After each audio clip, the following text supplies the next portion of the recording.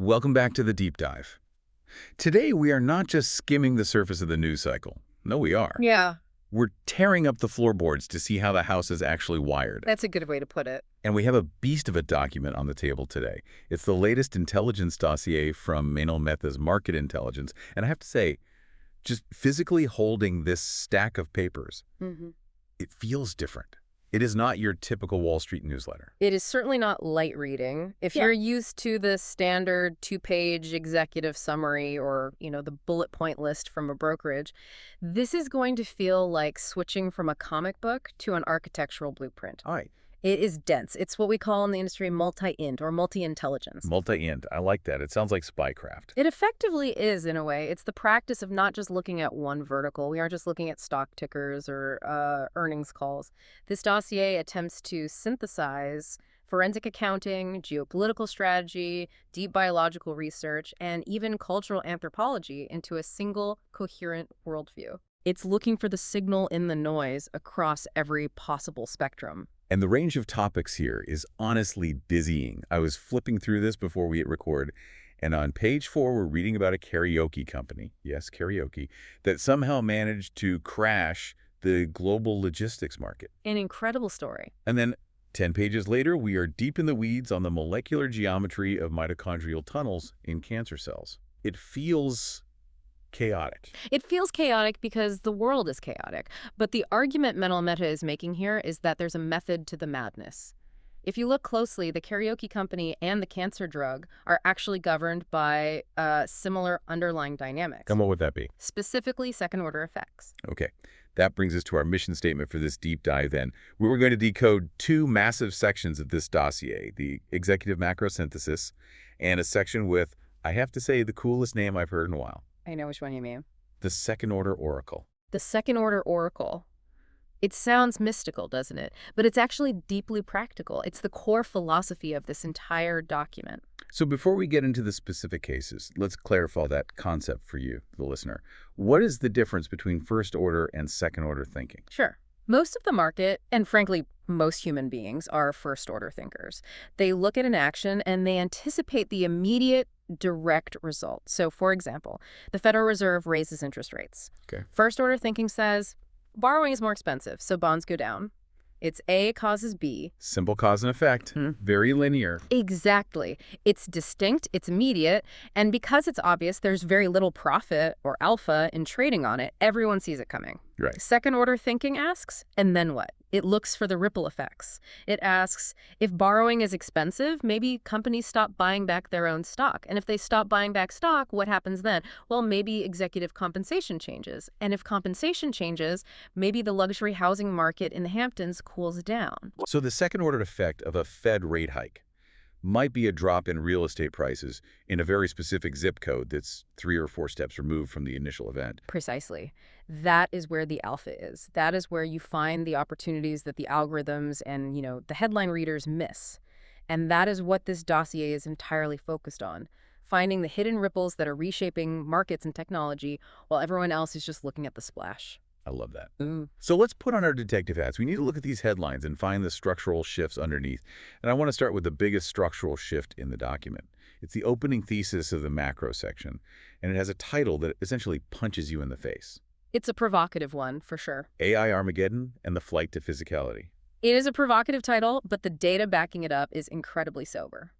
Think about the prevailing narrative right now. If you open Twitter or turn on CNBC or listen to almost any other tech podcast, what is the story? The story is that AI is eating the world, software is king, margins are going to infinity because robots are doing all the work. It's the golden age. Right. The narrative is that we're entering a golden age of software. But this dossier argues the exact opposite. It argues that we are in the early stages of a violent repricing of the entire software sector. Violent repricing. That does not sound good for my SaaS portfolio. It might not be. The source describes what retail chatter is dubbing the AI Armageddon. The thesis is that institutional investors, the smart money, are terrified. They are terrified that new AI tools are going to cause existential disruption to traditional software business models. But I thought AI was supposed to help software companies make them more efficient. That's the first order thought, the easy takeaway. The second order thought is, what are these software companies actually selling? Workflows, organization. They are selling workflows. They're selling organization. Exactly. So if an AI can write code, manage a database, and organize a workflow for free or for pennies on the dollar, what happens to the company charging $50 per user per month to do that same thing? The moat evaporates. Exactly. The report calls these software-tilted workflows. Things like data entry, middle management coordination, basic scheduling, a lot of project management tools. The capital is fleeing these sectors because the barrier to entry is dropping to zero. So if the money is running away from the digital world, where is it going? What's the other side of this trade? It's rotating into physical moats. It's a flight to physicality. The smart money is buying things that exist in the real world, things that physics prevents an AI from doing. Give me an example of a physical moat. What does that look like? Well, shipping networks, warehouses, manufacturing plants, railroads. You cannot prompt a large language model to physically move a 40-foot shipping container from Shanghai to Rotterdam. No, I guess not. And you definitely can't prompt an AI to shake hands with a customs official in a port and negotiate a complex regulatory hurdle in person. So the thesis is, buy the things that you can kick. Essentially, yes. Buy the atoms, sell the bits. That's a great way to put it. Because the bits are being commoditized by AI, but the atoms? Well, the atoms are becoming more valuable because they are the only things AI cannot replicate. Which brings us perfectly to the karaoke incident. I teased this earlier, but we really need to unpack this because it is one of the strangest, most bizarre stories I have ever seen in a financial report. It's a perfect example of what happens when market hysteria meets this new reality we just discussed. A case study in real time. Okay, set the scene for us. Who are the players here? The protagonist, if you can call them that, is a company called Algorithm Holdings. Now, until very recently, Algorithm was a microcap company. They were tiny. Yep. And their business was manufacturing karaoke machines. Karaoke machines, like the things you find in the back of a dive bar on a Tuesday night. Correct. The actual hardware, the speakers, the microphones with the terrible reverb, that was their entire business. But, recognizing the market trend, they decided to pivot. A pivot from karaoke seems ambitious. It was. They released a white paper, not a product, mind you, just a PDF document, claiming they had developed an AI for freight efficiency. From singing Sweet Caroline to managing global logistics, that is quite a pivot. It is. They claimed this new AI could automate freight brokerage and scale volumes by 400% without adding a single human employee. They used all the buzzwords, generative, autonomous, neural network. Okay, so a karaoke company says, hey, everyone, we fixed logistics with AI. I assume the market laughed them out of the room. I mean, that's the only sane reaction. That's what you would think. That's what a rational market would do. But the opposite happened. The market panicked. Panic. But the panic wasn't about Algorithm. The panic was directed at the incumbents. When this white paper circulated, we saw a massive immediate sell-off in major logistics giants like C.H. Robinson. The ticker is CHRW. Wait, hold on. C.H. Robinson is a massive company. They handle billions and billions of dollars in freight. Their stock tanked because of a PDF from a karaoke startup. It sounds absurd when you say it out loud, but it reveals the psychology of the market right now. It's hair-trigger sensitive to this stuff.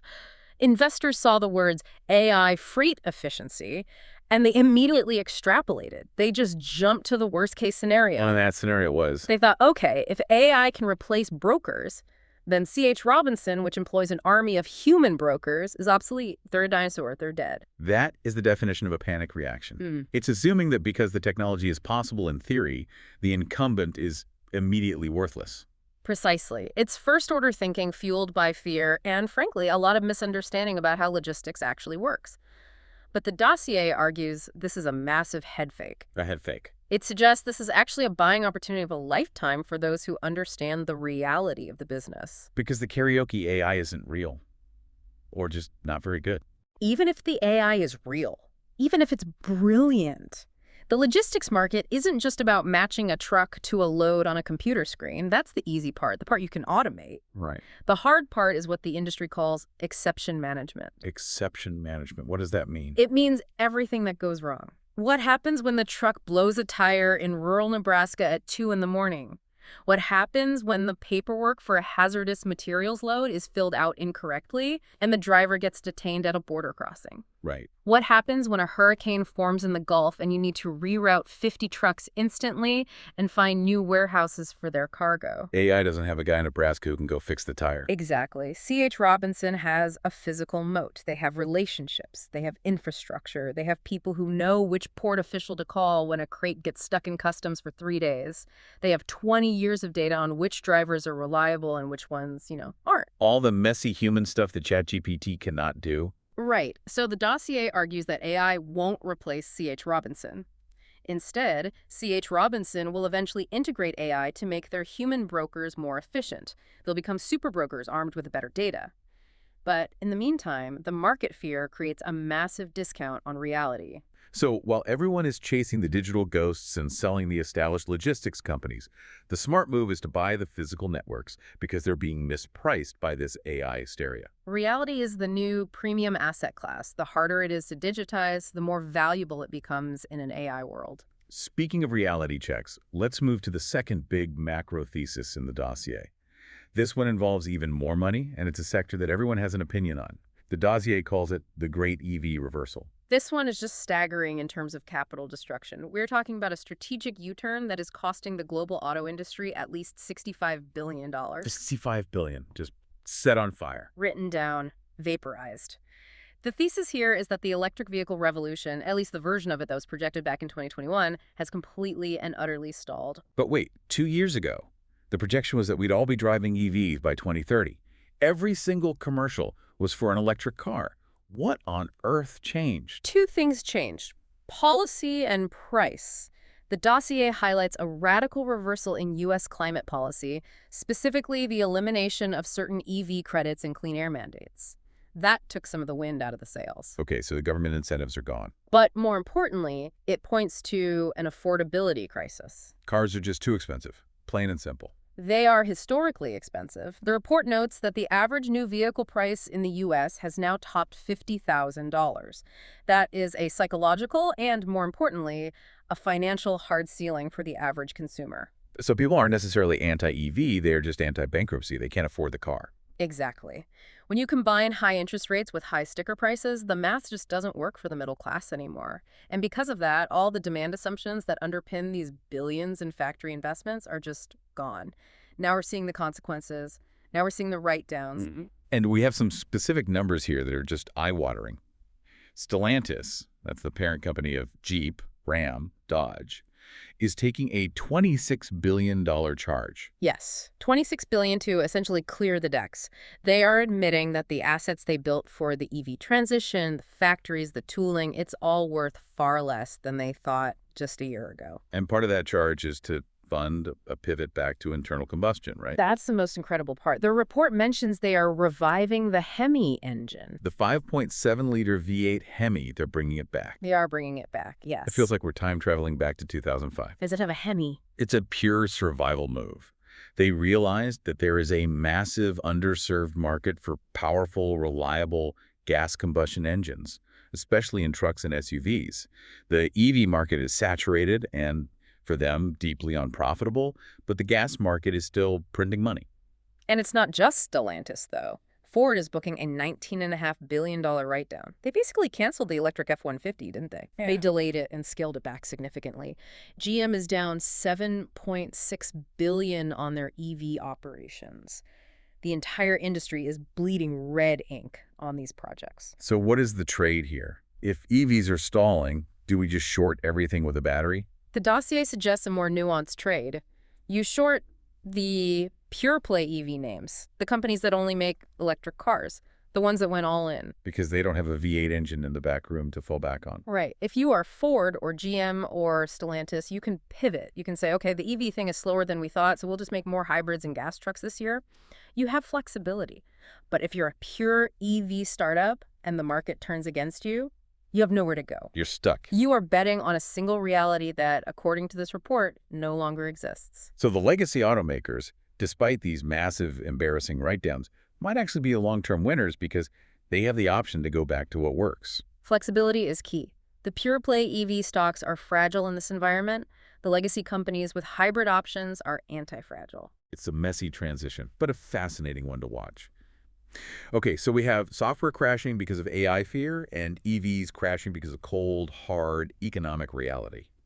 This sets the stage perfectly for the next section of the dossier, the second-order oracle. This is my favorite part of the stack. This is where we start looking at the macro averages and start looking at specific, weird, seemingly disconnected events that trigger these massive domino effects. And the concept here is predicting events based on hidden causes. Let's look at case study 1, the Epstein contagion. Now, I want to be careful here. Usually when we hear about this topic, it's in a very tabloid context. But this dossier treats it as a systemic financial risk. It has to. From a market perspective, it is a critical lesson in reputational risk. The specific event in question is the resignation of Sultan Ahmed bin Sulayem, who was the CEO of DP World. DP World. They're the Dubai-based port operator, right? One of the biggest in the world. Yes, a titan of the industry. They run major ports all over the globe. And Sultan Ahmed bin Sulayem resigned due to ties revealed in the Epstein files-friendly emails, a visit to the island, things like that. Now, a first-order thinker looks at that and says, okay, bad PR for the CEO, a scandal, he resigns, maybe the stock dips 2% for a day and then everyone moves on. Exactly, a contained event. But the oracle goes deeper. It doesn't just look at DP World, it looks at the partners. DP World isn't an island, pardon the pun. It has massive capital partners in the West, groups like British International Investment, huge pension funds, sovereign wealth funds from places like Norway. And those partners have rules. They have committees. They have strict ESG mandates, environmental, social, and governance. When news like this breaks, the governance alarm bells start ringing so loudly they can't be ignored. These funds literally cannot be seen doing business with a tainted entity. It's radioactive for their investors. So the capital freezes. The phone calls stop getting returned. The capital freezes. Partnerships are put on hold. Projects are paused. And this is where the trade comes in. The dossier suggests shorting a company called Segro. Segro, the industrial REIT. They build warehouses, right? Yes. Segro builds and manages big logistics warehouses. A huge part of their growth pipeline depends on what they call port-centric projects, warehouses built right next to the docks. Well, who drives those projects? Who operates the ports? DP World. Exactly. So, you follow the chain. The CEO of the port operator has a reputational scandal. The Western capital partners freeze funding for new projects. The port expansion projects get delayed indefinitely. And suddenly, the warehouse builder in London, Segro, misses their earnings guidance because they can't break ground on the new sheds they promised investors. That is the definition of a second-order effect. You short the warehouse builder in the UK because of a port CEO in Dubai's leaked emails. The dossier calls this reputational systemic risk. It means you can't just look at a balance sheet anymore. You have to look at the personal history of the leadership. In a world of leaked documents and hyper-transparency, a skeleton in the closet isn't just a personal problem anymore. It can derail multi-billion-dollar infrastructure projects halfway across the world. It's terrifying for them, but absolutely fascinating for us. Let's move to case study 2. This one hits a little closer to home for a lot of people.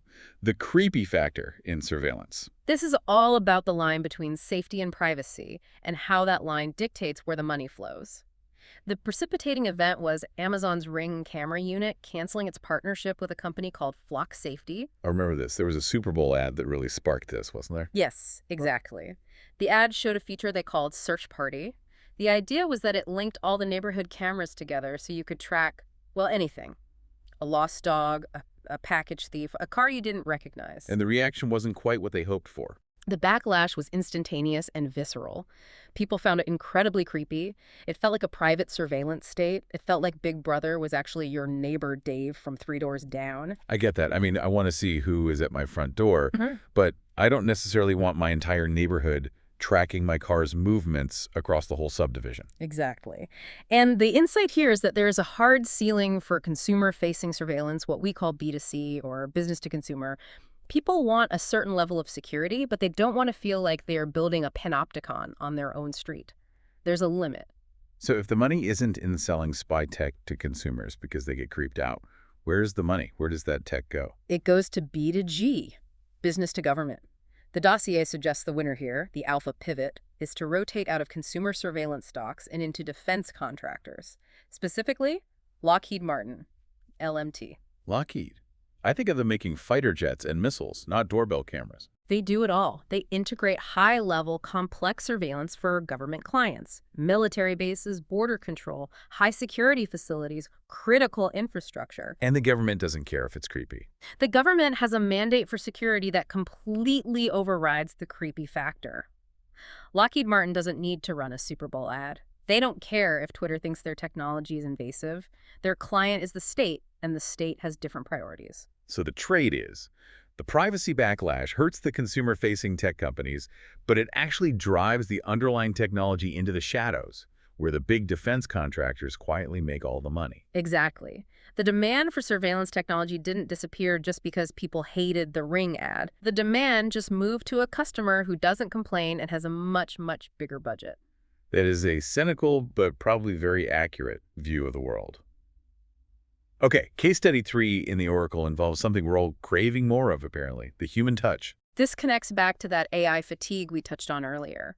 There's research cited here showing that merely offering a human contact option, just a phone number you can call, even if you never do, dramatically increases trust and conversion rates for online services. Even if you never actually call it. Just knowing it's there, it's a psychological safety net, it signals accountability, it tells you there's a person on the other end, not just an algorithm. And the loser in this scenario, according to the dossier, is Angie, the company that used to be Angie's List. Right.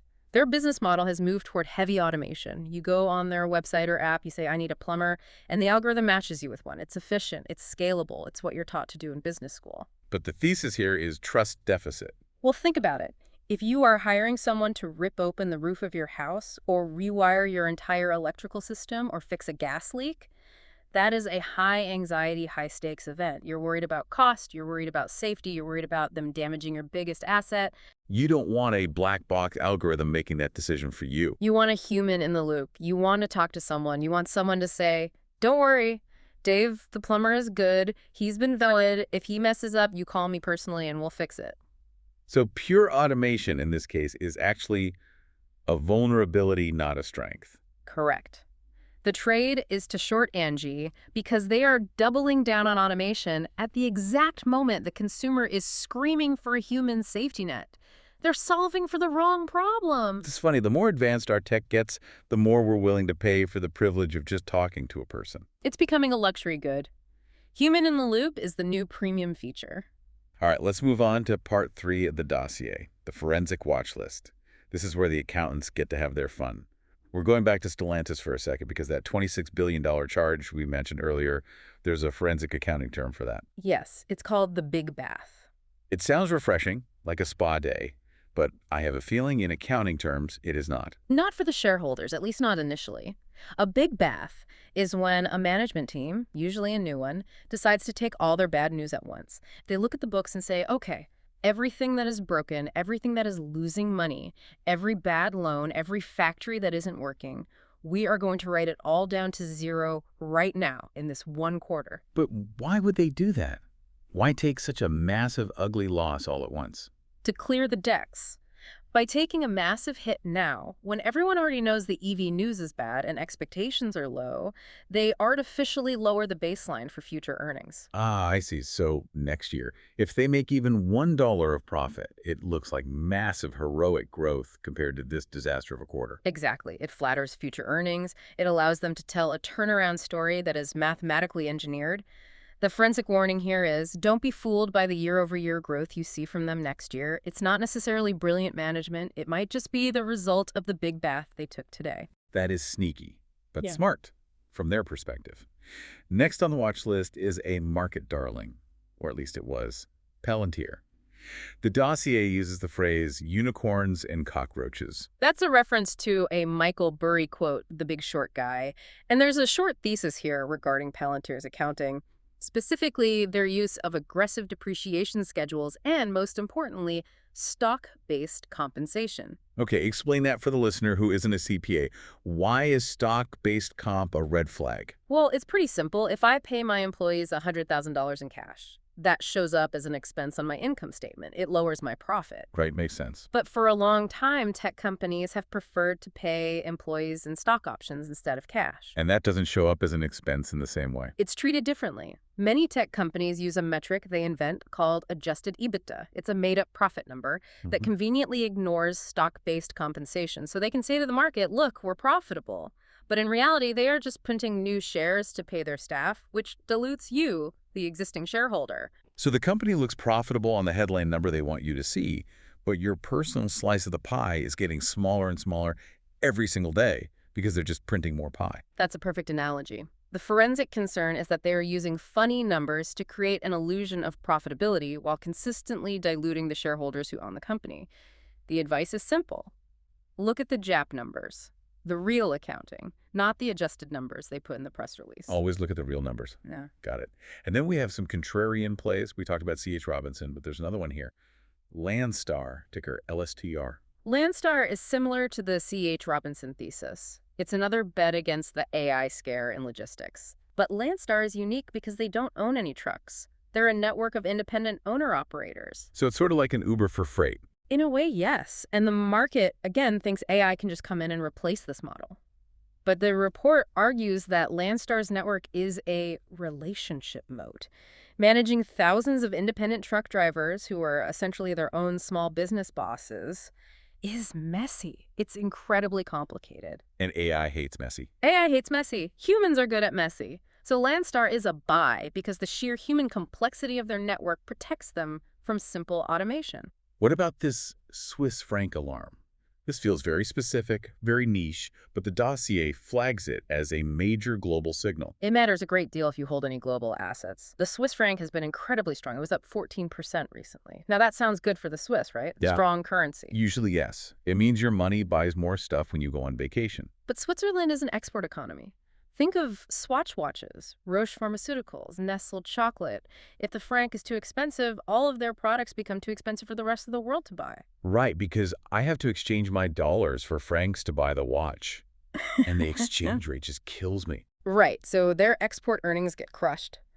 The contrarian view here is to watch the Swiss National Bank very closely. They are backed into a corner. They might be forced to cut interest rates aggressively, a pivot, to deliberately weaken their own currency to save their exporters. So if you're a currency trader, you're watching for a surprise Swiss rate cut. Finally, in this section, I have to ask about soonicorns. What is that? I love this term. It refers to the soonicorn bubble. These are startups that are soon to be unicorns. So they aren't worth $1 billion yet, but they act like it, and they're priced like it. They are definitely priced like it in the private markets. The big concern here is a trend the report calls AI washing. Let me guess.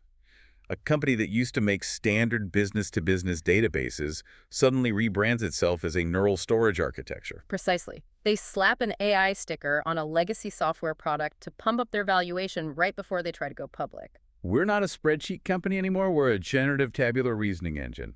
Exactly. And the dossier warns that many of these are going to pop. They are inflating valuations way ahead of proving their business models. It's a classic late-cycle bubble signal. The advice is to be very, very skeptical of any pre-IPO company that has suddenly pivoted to AI in the last 12 months.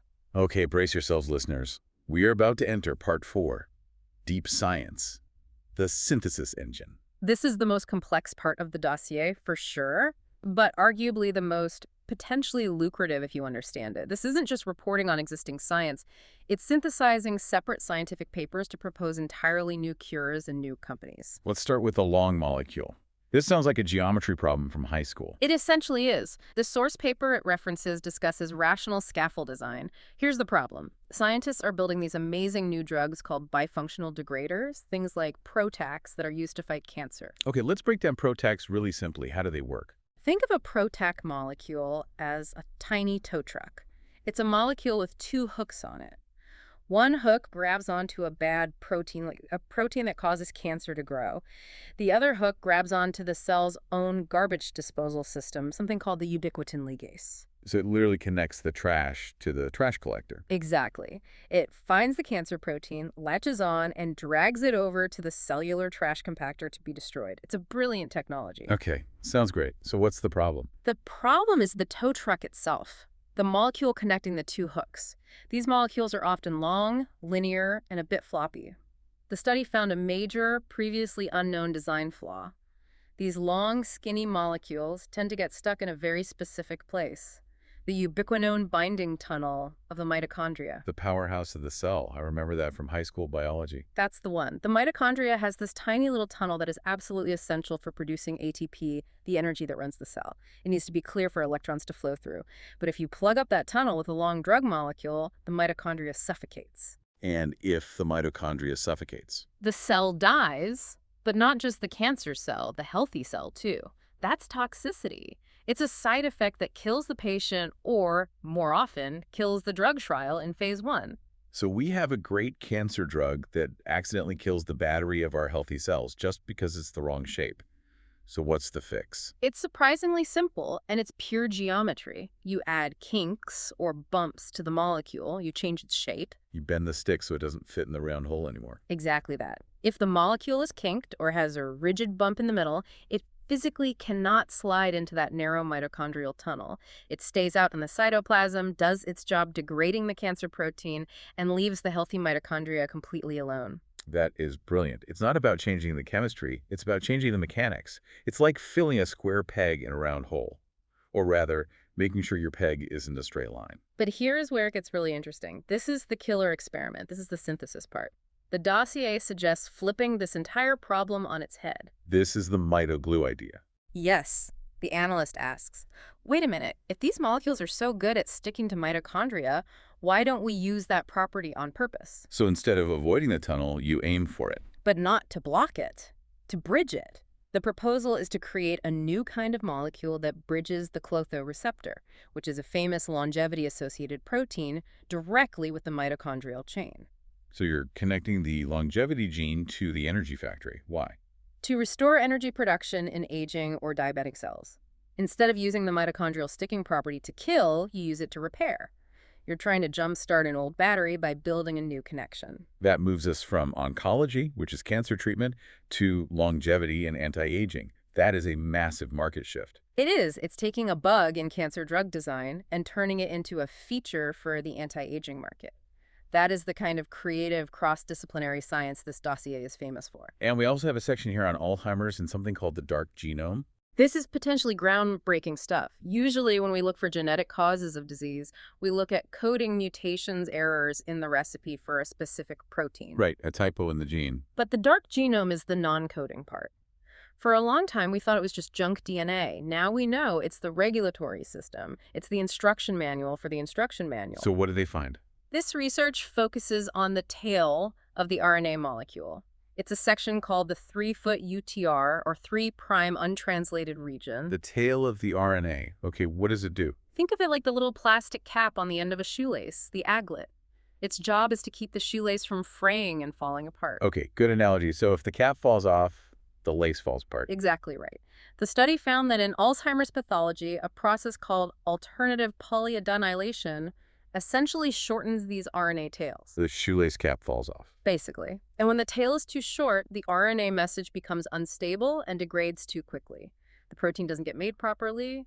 This mimics the pathology we see in Alzheimer's. So the gene itself is fine, the recipe is fine, but the packaging, the delivery system is wrong. That's a perfect way to put it.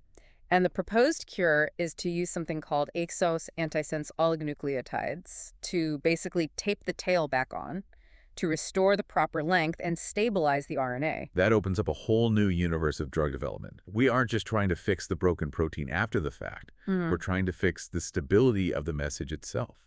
It validates the idea that the dark genome isn't junk DNA at all. It's the operating system for the cell. And if you can learn to patch the operating system, you can potentially cure diseases that have looked incurable for decades. Incredible. Okay, let's zoom out again. We've gone microscopic, now let's go global. Part 5, the Global and Cultural Intelligence Log. We have to talk about Taiwan. The dossier mentions a $250 billion investment. Yes. Taiwan, specifically TSMC and other firms, are investing $250 billion to build chip fabs semiconductor factories in the United States. That is a staggering amount of money. And the dossier makes it crystal clear this is not a market decision. Why not? I mean, building in the U.S. sounds like a good diversification strategy, right? Don't put Yeah. all your eggs in one basket. It is diversification, but it's economically irrational in a vacuum. Labor costs in Arizona are much, much higher than in Taiwan. Environmental regulations are stricter. The culture of manufacturing is completely different. Strictly speaking, from a pure profit maximization standpoint, it's bad business. So why do it? Why spend $250 billion on what looks like bad business? It's a national security imperative. It's an insurance policy. Taiwan is essentially buying protection by embedding its most critical, irreplaceable industry into American soil. Ah, if the most advanced chip fabs in the world are physically in Arizona, the U.S. has a very real, very physical reason to defend Taiwan's corporate and national interests. Exactly. It's a silicon shield extended across the Pacific. If the entire U.S. economy, from its iPhones to its fighter jets, depends on chips made in Arizona by a Taiwanese company, the U.S. military is much, much more likely to ensure that Taiwanese company continues to exist and thrive.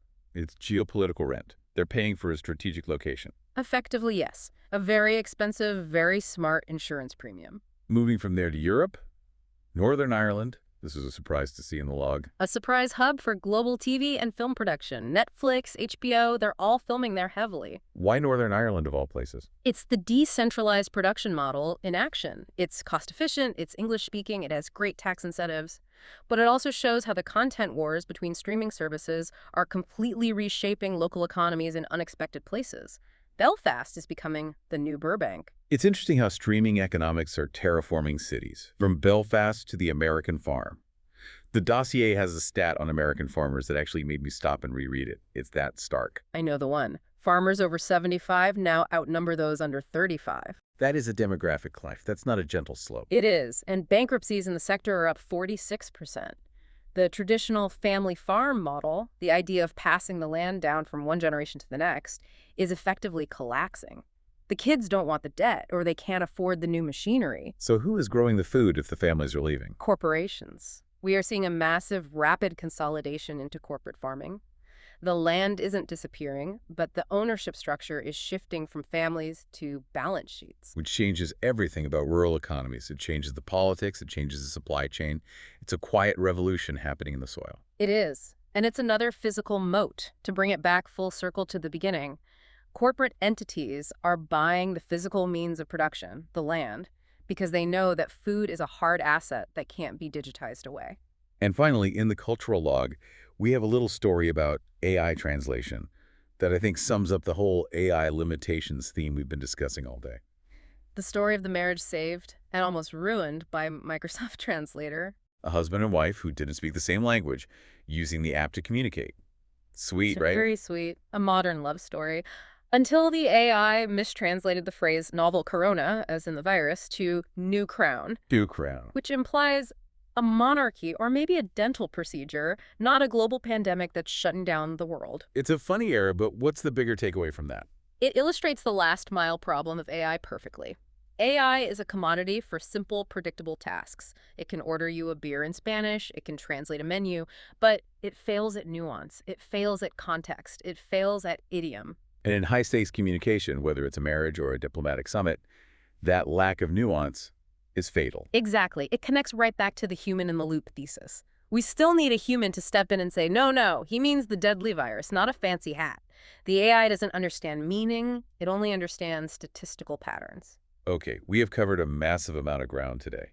From the AI Armageddon reshaping the S&P 500 to the kinks in molecular design saving our mitochondria. And the common thread, if there is one, is really looking past the obvious, past that first-order effect. The second-order effects. It always comes back to that. Right. It wasn't the karaoke white paper that mattered in the end. It was the market's irrational panic reaction to it. It wasn't the Ring camera ad itself that mattered. It was the creepy factor backlash that completely shifted the multi-billion-dollar surveillance market from consumers to government contracts. It's about the reaction, not the action. And the underlying structural shifts, the move to physical moats, the move back to hybrid cars, the move to corporate farming. These are slow, heavy, powerful trends that you completely miss if you are just watching the daily ticker tape or reading the headlines on your phone. Before we sign off, I want to leave you, our listeners, with the final provocative thought from the Dossier. It was just a small note at the end, but it really stuck with me. It mentioned something called AI psychosis. This was in reference to internal studies of OpenAI's legacy models.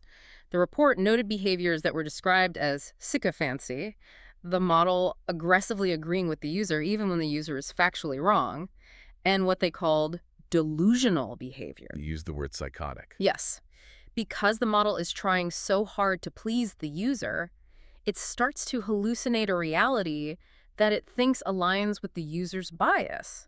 It creates facts out of thin air to be helpful. And the question the dossier poses is this.